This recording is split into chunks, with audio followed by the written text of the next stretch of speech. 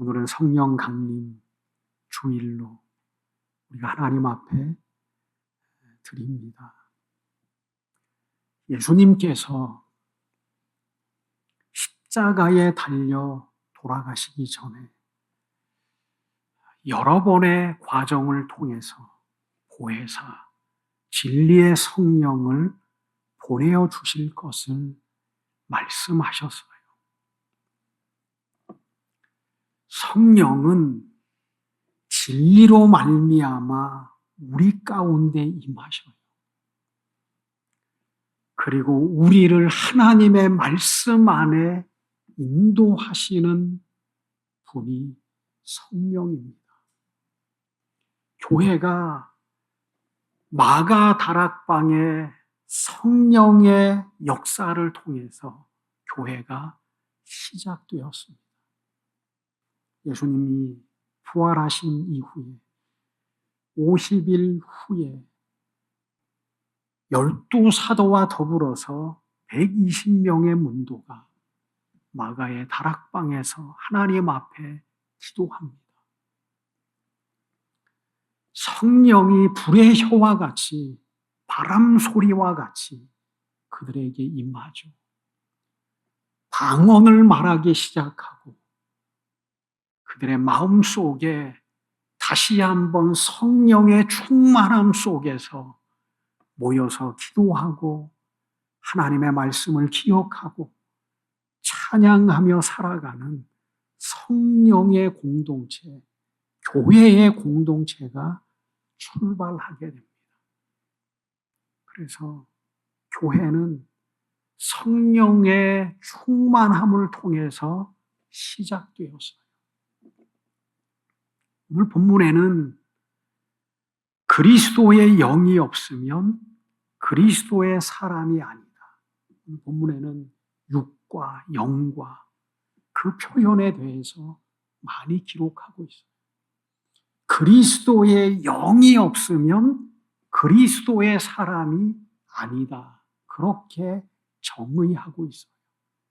주의를 잘 지켜야 되고 하나님 앞에 봉사해야 되고 헌신해야 되고 그것이 그리스도인의 온전한 표징이 아니라 그리스도의 영이 너희 가운데 있어야지만이 그리스도의 사람이다. 그렇게 말씀하고 있어요. 그리스도의 영은 성령이에요. 오늘 본문에 기록되어진 영이라고 하는 모든 표현은 우리가 생각하고 있는 영이 아니라 성령이에요.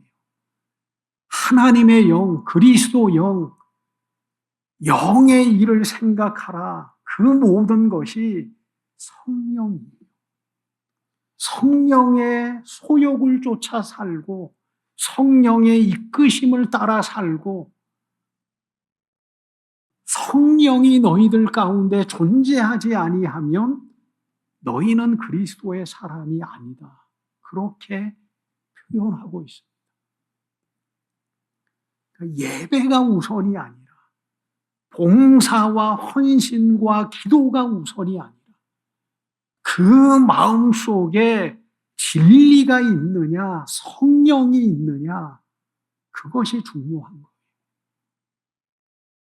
하나님을 알지 못하는 예배는 온전히 기뻐하심의 예배가 아니겠죠. 진리가 내 마음 속에 존재하지 않는 그 모든 기도와 찬양은 하나님 앞에 상달되지 못하겠죠. 그리스도의 영이 우리의 마음 속에 존재하지 않는 섬김과 헌신은 하나님 앞에 아무런 감동도 주지 못하는 삶이겠죠. 그래서 참된 그리스도인은 성령을 경험한 자, 예수 그리스도가 우리의 마음 속에 존재하는 자, 그 사람들이 그리스도의 사람이에요. 그리스도인이라고 하는 그 표현이 예수님께서 돌아가신 이후에 부활하신 이후에, 승천하신 이후에 그리스도를 믿고 그 말씀을 따라 살아가는 사람들을 향해서 그리스도인, 그런 표현이 사도행전에 나옵니다. 우리는 성령의 충만함 속에, 성령이, 하나님의 영이, 그리스도의 영이 우리의 마음 속에 거할 때에 우리는 성도가 될 수 있고 그리스도의 소유가 될 수 있고 하나님의 자녀가 될 수 있습니다. 그 사람들은 육신을 따르는 자가 아니라 성령을 따르는 자. 우리 인간의 마음 속에는 두 가지 본성이 있어요. 위대한 사도 바울도 자기가 그렇게 고백하잖아요. 내 마음 속에는 내가 원하는 선을 행하는 마음도 있고 내가 원하지 아니하는 악을 향하여 살아가는 본성도 있습니다. 그게 그리스도의 하나님을 믿고 있지만 여전히 이 세상의 한복판에 살아가고 있는 우리 믿음 가진 자의 마음의 현실이에요. 정말 내가 원하는 선을, 하나님이 원하시는 기뻐하시는 삶, 하나님의 나라를 향한 소망의 삶을 살아가고자 하는 그 마음도 존재하지만 원하지 아니하는 악을 쫓아서 살아가는 삶도 있어요. 우리는 그것을 인정해야 돼요. 왜냐하면 우리는 육체를 갖고 있기 때문에. 죽은 사람에게는 미움도 없어요. 살아있으니까 미움도 갖고 질투도 하고 분노도 하고 그러잖아요. 싸우기도 하고. 공동묘지에 가면은 미움도 없어요. 분노도 없어요. 서로 다투지도 않아요. 내가 있는 땅이 더 크고 너가 있는 땅이 더 작고 그것을 가지고 다툼하지도 않아요. 우리가 구원받은 자로 살아가고 있고 그리스도의 생명이 우리 마음속에 존재하고 있지만 하나님의 구원이 아직도 완성되어져 있지 않기에 우리의 마음속에는 두 본성이 있어요. 그래서 사도 바울도 그것을 인정해요. 왜 그러느냐? 내 마음속에 있는 죄 때문에 그렇다.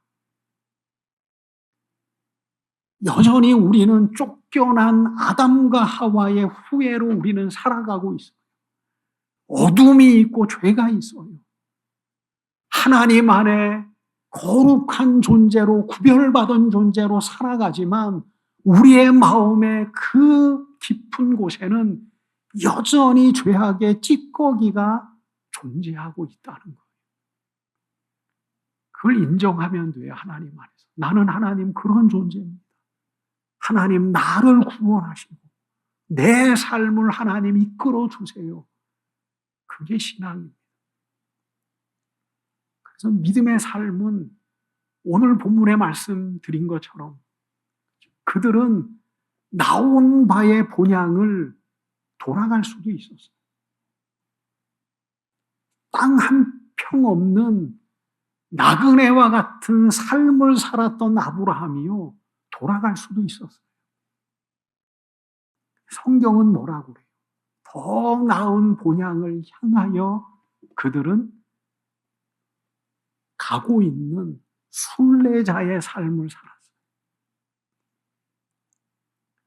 믿음의 삶은 거슬러 올라가는 삶이에요.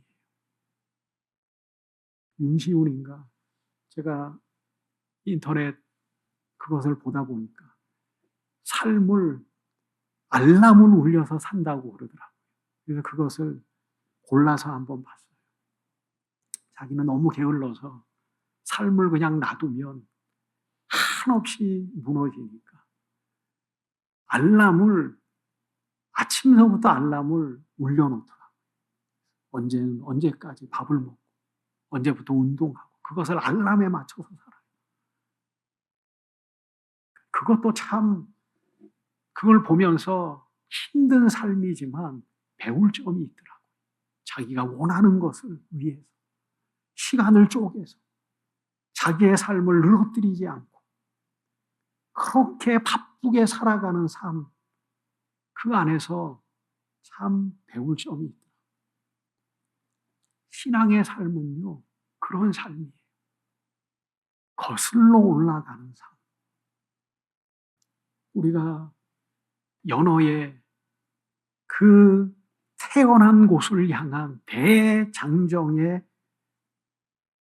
여정을 때로는 TV를 통해서 보잖아요. 연어들이 자기가 태어난 곳에서 바다로 가서 어느 정도 살다가 본능에 의해서든 뭐에 의해서든 자기가 태어난 곳으로 올라가잖아요. 다 큰 물고기가 돼요. 맨 처음에는 내려가니까 얼마나 편해요. 그냥 물이 흐르는 대로 몸을 맡기면 되는데 이제 자기가 태어난 그곳을 향해서 갈 때에는 살이 뻗어지는 고통이 있어요. 포기하지 않아요. 포기하지 않더라고요. 턱이 있는 그곳으로 올라갈 때에도 수십 번을 뛰어서 결국은 올라가요. 죽더라도 올라가고요. 살이 뻗어져도 올라가고요. 중간에 그를 잡아먹는, 그 연어를 잡아먹는 많은 동물들이 있어도 그것을 견디면서 또 올라가요. 그래서 우리는 그것을 신앙의 삶으로 비유하잖아요. 우리도 거슬러 올라가는 삶, 그게 믿음의 사람이에요. 신앙도 때로는 그냥 우리의 본성대로 놔두면 우리는 한없이 세상과 타협하고 살고 세상의 흐름대로 내 삶을 맡겨두는 그러한 흔들리는 삶을 살아갈 수밖에 없어요. 왜냐하면 이 세상의 모든 것이 하나님의 백성들의 살아나가기에 적합하지 않는 에덴의 동편이기 때문에 그래요. 에덴 동산에는, 하나님의 나라에는 하나님을 아는 지식으로 충만하잖아요. 누가 알라고 하지 않아도 하나님을 알아요. 오늘 그리스도의 영, 하나님의 영, 성령이래지만 때로는 막연하잖아요. 본 적도 없잖아요. 만난 적도 없잖아요. 내 손가락, 내 발, 내 마음 하면 조금 이해가 되는데 하나님의 영, 하나님, 예수님, 성령님 하면 때로는 막연하게 여겨질 때도 있잖아요. 그런 하나님 안에서 이 땅에서 우리가 믿음을 갖고 하나님의 말씀 안에 소망을 갖고 살아가는 것이 쉬운 게 아닙니다. 쉬운 게 아니에요. 말씀드리는 것처럼 세상은 항상 우리의 피부에 와닿게 우리의 삶에 영향력을 끼치잖아요. 우리가 거하고 있는 우리의 모든 환경은 우리의 마음에 큰 힘을 발휘하잖아요. 신앙은 바라보는 것, 소망하는 것, 보이지 않는 것. 그러지만 우리가 바라보며 믿고 살아가는 것, 이게 신앙이에요. 본능이라고 하면 좋겠는데 하나님께서 우리에게 본능으로 우리의 삶 속에 주어지었으면 좋겠는데 하나님의 나라에서는 하나님을 아는 지식으로 충만하니까 누가 가르쳐주지 않아도 하나님을 알고 하나님을 예배하고 하나님을 찬양하며 살아가겠지만 이 세상에는 인간의 마음 속에는 하나님 없이 살려고 하는 그 마음이 더 강해요. 세상은 하나님의 문화가 아니라 세상의 문화로 가득 차 있어요. 그래서 가만히 있으면 가만히 있는 것이 아니라 물결의 흐름 속에서 우리의 삶이 금방 휩쓸려 나가 믿음 없는 자의 삶을 살아갈 수밖에 없는 것이 이 세상이잖아요. 그래서 신앙은 거슬러 올라가는 삶, 그게 신앙의 삶이에요. 그래서 연어는 죽더라도 올라가잖아요. 말씀드린 것처럼 본능이 아니기 때문에 하나님께서는 우리에게 믿음을 요구하시고 하나님의 뜻을 분별하라고 하시고 신앙의 경주를 하라고 하시고 선한 싸움을 싸우라고 하시고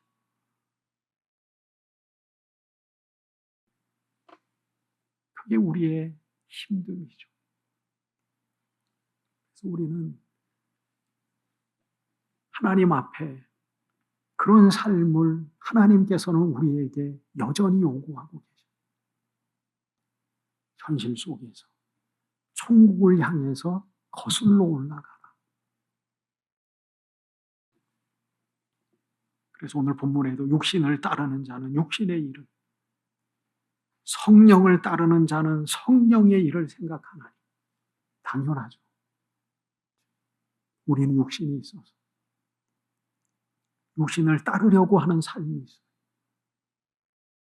그리고 우리는 하나님 안에 부르심을 입어서 그 성령의 은혜 안에 하나님의 뜻대로 살아가려고 하는 의지로 있어요. 항상 그것이 우리의 마음의 중심 속에서 싸우고 있어요. 그게 전쟁이에요. 신앙은 전쟁, 영적 전투, 그렇게 말씀하죠. 그래서 말씀드린 것처럼 그 전쟁이 있음을 인정하면 돼요. 내 마음속에 전쟁이 있구나. 나 이렇게 연약한 존재구나. 내가 하나님 안에서 살아가야 될 그러한 존재구나. 내가 여전히 이 세상의 한복판에서 하나님께서 정말 원하시고 기뻐하시고 선하심의 뜻이 무엇인가를 늘 구하며 애쓰며 살아가는 가야 될 그 존재구나. 그게 그리스도인이에요. 그래서 그리스도의 영이 없으면 그리스도의 사람이 아니다. 성령이 없으면 그리스도의 사람이 아니다. 영의 이끌림을 받지 않으면, 성령의 이끌림을 받지 않으면 그 사람은 그리스도인이 아니다. 그렇게 말씀하고 계셔요. 하나님께서는 성령을 보내주셨어요. 말씀드리는 것처럼 성령이 다른 것으로 오지 아니하시고 진리로 오신다는 데에 대해서 참 감사해요. 여러분, 어떤 사람들은 성령을 받은 증거가 방언이라고 말하는 사람도 있어요. 초대교회가 그랬어요. 방언을 하지 못하면 성령을 체험하지 못한 자. 방언을 못해도 돼요. 꿈을 못 꿔도 돼요. 신령한 은혜가 경험하지 못해도 돼요. 그것은 단순히 하나님께서 믿는 자들에게 주시는 선물에 불과해요. 정말 중요한 것은 정말 하나님의 영이 우리의 마음속에 있고 그리스도의 영이 우리의 마음속에 있다면 그 안에 진리가 있어요. 하나님의 말씀. 예수님께서 뭐라고 그러셔요? 나는 길이요 진리요 생명이다. 정말 우리의 마음속에 성령이 있으면 우리의 마음속에 길이 생겨야 돼요. 무슨 길? 하나님을 보좌를 향한 길이 우리의 마음속에 있어야 돼요. 세상은 내가 어떻게 때로는 살아야 가야 될지 막막할 때도 있고 때로는 삶의 갈림길에서 우왕좌왕할 때도 있고 때로는 앞에 꽉 막힌 담을 만날 때도 있지만 정말 성령을 경험한 자, 성령이 우리의 마음속에 있고 그리스도의 영이 우리의 마음속에 있는 자들의 마음속에는 분명한 길이 있어요. 사도 바울은 그래서 뭐라고 했어요? 나는 지금도 부름의 상을 향하여 달려간다. 사도 바울은 그 마음속에 분명한 길이 있었어요. 내가 왜 이렇게 복음을 위해서 살아가는지, 내가 왜 이렇게 핍박을 받아도 이 복음의 사역을 위하여 살아가는지 그 앞에는 분명한 길이 있었어요. 주님을 만나니 진리가 그 마음속에 거하니까 성령의 은혜를 받다 보니까 내 마음속에 분명한 길이 있었어요. 예수님을 만나면 길이 보여요. 예수님이 우리의 마음속에 있으면 생명이 있어요. 우리의 마음속에 생명이 있어요. 그래서 그렇잖아요. 우리가 지난 몇 주 전에 말씀드린 것처럼 하나님께서 우리의 생명을 감추어 두셨어요. 하나님께서. 정말 생각하면 생각할수록 감사한 거예요. 우리의 생명을 하나님께서 감추셨어요. 하나님은요, 생명을 주관하시는 분이 하나님이셔요. 그 하나님께서 우리의 생명을 감추셨어요. 하나님께서는 우리의 생명을 생명의 보자기에 우리의 생명을 쌓으셨어요. 그렇게 하나님께서 우리를 여겨주시는 거예요. 우리의 생명. 우리의 모두의 생명을 하나님께서 붙들고 계십니다. 그래서 오늘 본문에 보면 뭐라고 말씀하셔요? 죽은 자 가운데서 살리시니 예수 그리스도를. 그분이 하나님이셔요. 누가 우리를 살리시겠어요? 누가 우리를 구원하시겠어요? 누가 우리에게 영원한 생명을 주시겠어요? 생명을 소유하신 분이 생명을 줄 수 있는 거예요. 죽은 자 가운데서 살리신 예수 그리스도를 살리신 그이가 우리에게 생명을 줄 수 있고 부활을 줄 수 있다. 그래서 우리가 예수님을 믿는 거예요. 주님의 생명이 우리 안에 있어요. 나는 생명이. 나는 길이요, 진리요, 생명. 예수님은 진리예요. 다른 게 진리가 아니라 이 세상의 모든 것은 학문에 불구하고 참된 진리는 주님 안에 있어요. 그 진리에 하나님께서 세상을 창조하셨고 그 진리로 이 모든 세상의 이치를 만드신 분이 하나님이에요.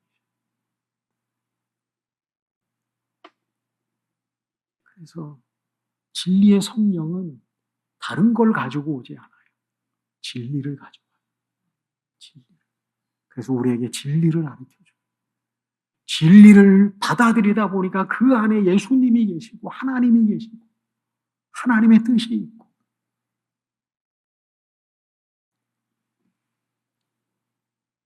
진리의 성령이 당연하게 우리를 진리 가운데로 인도하시겠죠. 진리의 성령이니까. 다른 성령이면 다른 곳으로 인도하겠지만 진리의 성령으로 우리 가운데 임하시니 우리를 진리 안에 머물게 하시는 것은 너무 당연한 거예요. 그리스도의 영이 우리 안에 있으면 성령이 우리 안에 있으면 우리의 마음속에 진리가 있는 거예요. 하나님의 말씀이 있는 거예요. 그래서 믿음의 사람은 하나님의 말씀 안에 살아가는 사람들. 그게 믿음의 사람이에요.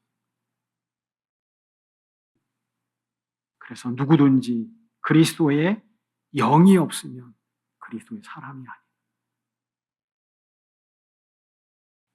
성령이 우리의 마음속에 있어야지만 우리는 하나님의 사람이 될 수 있어요. 그리고 그리스도 예수를 죽은 자 가운데서 살리시니가 너희 안에 거하시는 그의 영으로 말미암아 너희 죽을 몸도 살리시리라. 왜 하나님께서 성령을 우리에게 보내시고 우리의 마음속에 성령이 임하게 하시고 왜 주님께서 시간을 영원의 세상 속에서 시간으로 오시는 그 복잡한 일들을 이루어 나가시는 이유가 바로 여기 있는 거예요. 너희 안에 거하시는 영으로 말미암아 너희 죽을 몸도 살리시리라. 이게 부활이잖아요.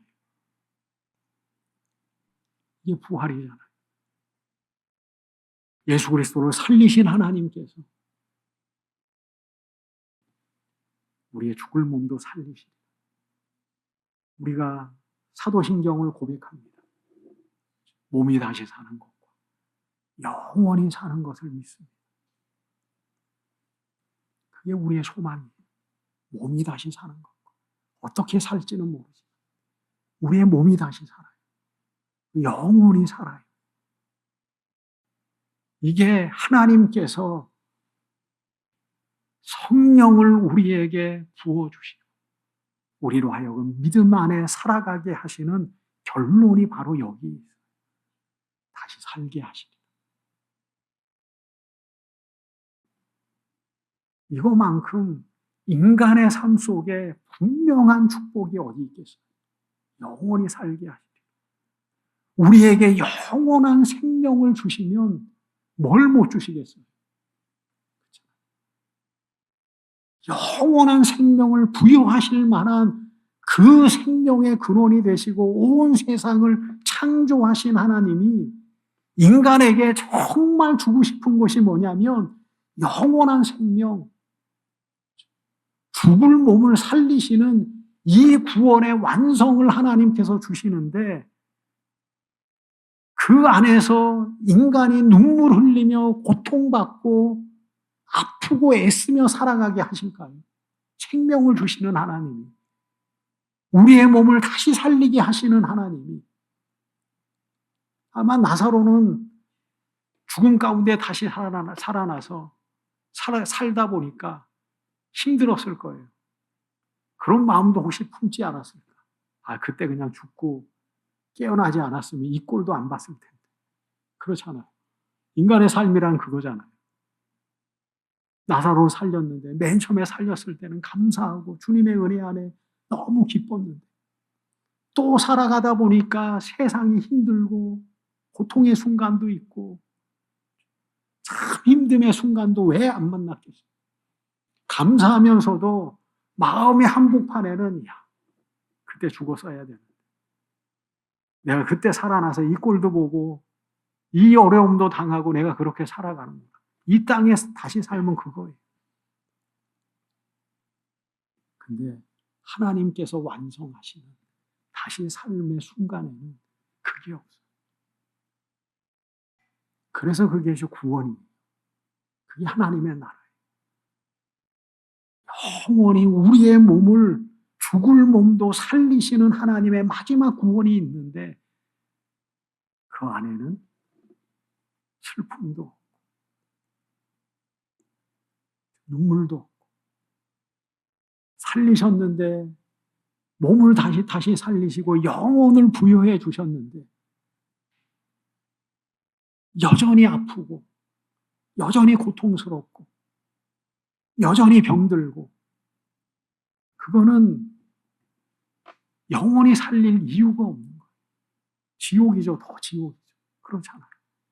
영원히 살리셨는데 영원히 있는데 가면 갈수록 눈도 안 보이고 관절도 안 좋아지고 머리는 휘어지고 이는 다 빠지고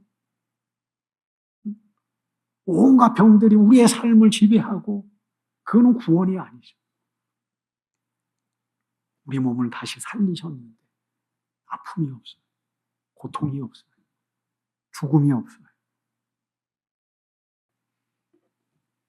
그래서 하나님께서는 우리에게 하나님의 영을 주시는 거예요. 성령의 영. 오늘도 우리가 그 은혜 안에 살아가고 있습니다. 그래서 우리는 돌아갈 수 있어요. 나온 바의 본향을 생각했다면 돌아갈 수 있어요. 야곱도 돌아갈 수 있었고 아브라함도 돌아갈 수 있었고 예레미야도 그렇게 핍박을 받으면 내팽개치고 돌아갈 수 있었고 예수님께서도 그렇게 핍박받으면 그만 안 한다고 포기할 수도 있었죠. 그래도 하나님 안에서 주어진 바에 그 삶을 향해서 거스리며 하나님 앞에 살아갔어요. 예수님도 그렇잖아요. 때로는 큰 사랑으로 그들을 구원하시지만 세상과 타협하지 않고 그 모든 종교적 기득권과 서로 연합하지 않고 그들을 향해서 채찍하고 그들을 책망하고 그렇게 가잖아요. 공생의 3년간의 삶이 정말 머리 둘 곳 없는 그러한 삶이었지만 예수님께서는 그렇게 걸어가셨어요. 사도 바울도. 왜냐하면 하나님의 더 큰 본향이 있기 때문에 하나님께서 예비하신 바의 구원의 영광이 있기 때문에 그렇게 살아가는 거죠. 우리도 그 순례자의 후예로 오늘도 하나님 앞에 살아갑니다. 다 믿음 안에 승리하며 주의 영광을 맛보는 저와 여러분들이 되시기를 축원드립니다.